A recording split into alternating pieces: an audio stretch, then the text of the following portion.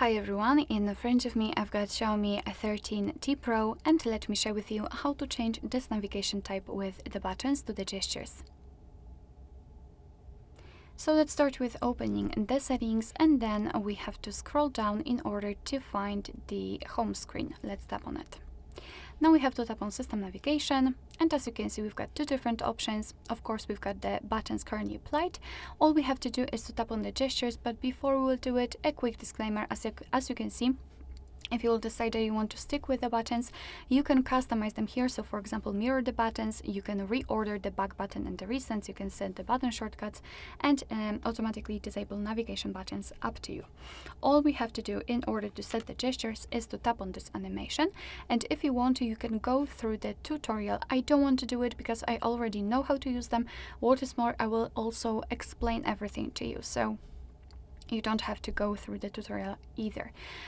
Here we've got some options.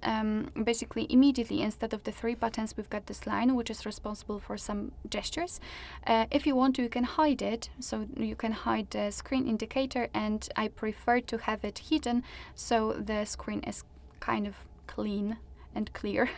Here we've got also the gesture confirmation, and basically it works in some situations. So for example, whenever you're watching a video or you're playing a game and you want to get back, you will have to like double your gesture in order to confirm that you really want to do it and it was not just a kind of a misclick.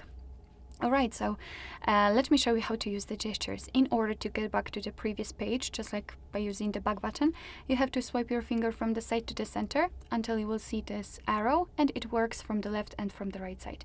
After releasing the finger, we will go back to the previous page. The same situation with the right side.